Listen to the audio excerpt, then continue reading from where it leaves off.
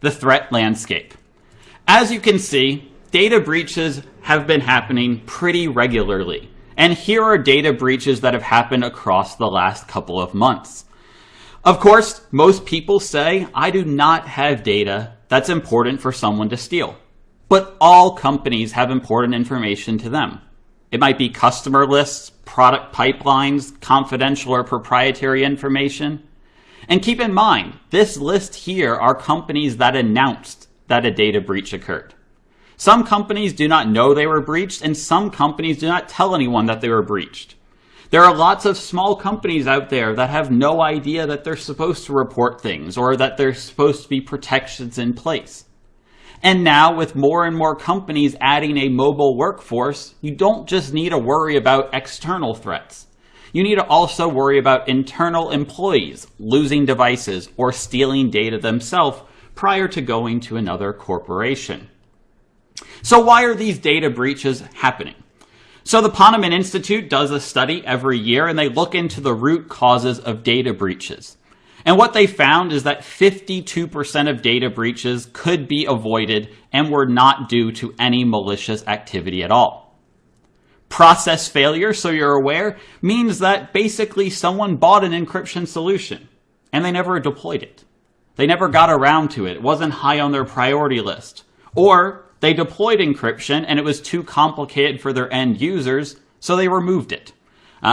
So that's what process failure is. Whereas human error is losing devices.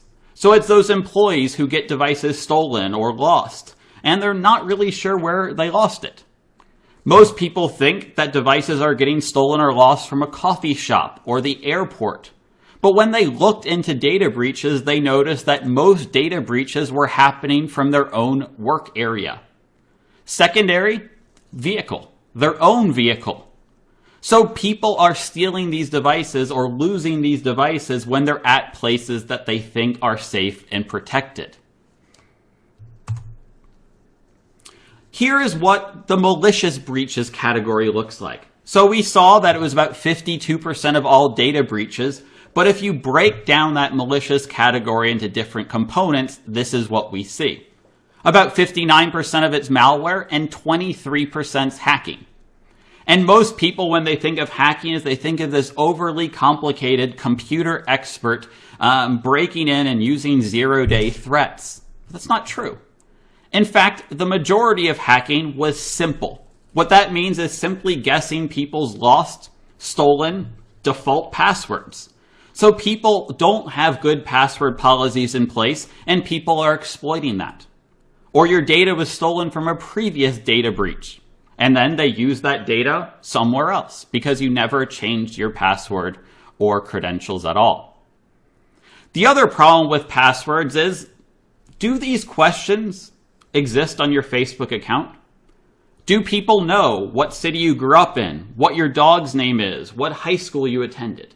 Lots of people freely give away this information, and they don't realize that this information can be utilized to unlock your accounts.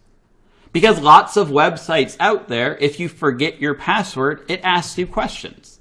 And these questions typically can be found on people's social media accounts. And then once they get access to that account, they can use it to gain access to other accounts. And eventually they can gain access to your business account. And companies across the country do not practice good password hygiene. The IT department might, but their employees aren't trained to practice good password hygiene. They might write their passwords on documents, maybe Excel files. They might write it on a sticky note and put it underneath their keyboard because they have a hard time remembering all of the different passwords they have. Or they might freely share their password with other friends or family members. We actually see this very commonly in businesses that require employees to clock in and clock out every day. Because when they're running late for work, they ask their friend to clock them in so it doesn't look like they were late. Or when they have to leave a little bit early, they ask their friend to clock them out. When it comes to password policies and password hygiene, this is what end users typically do. If they need an 8-character password, they choose elephant. They go to another website or application that requires 8 characters and a number. and they just toss a number on the end.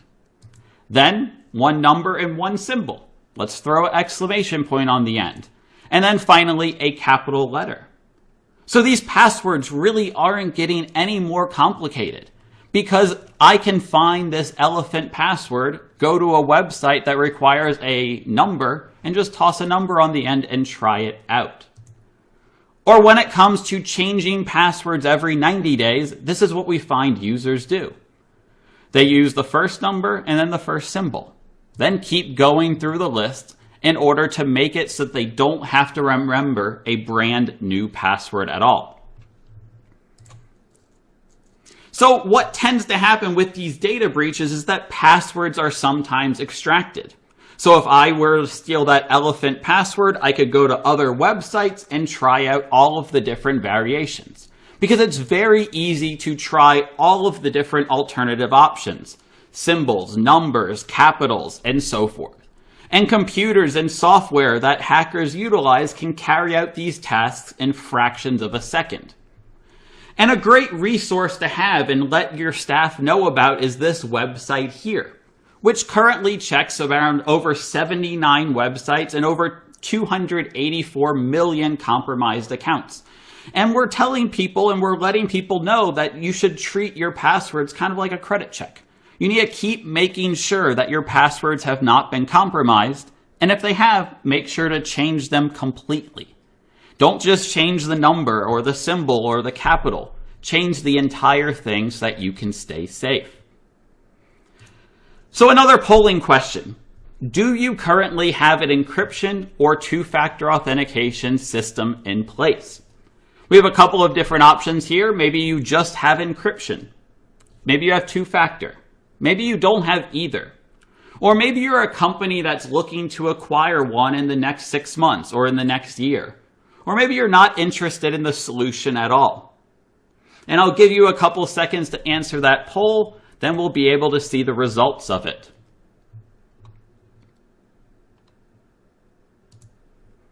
All right, so it looks like 24% of companies have encryption in place, whereas only 7% about have two-factor in place. We have some that have both, and we have quite a bit of people who are looking to acquire it in the next period of time. So maybe I can change some of your minds and show you the benefits of why you should have both of these items in place.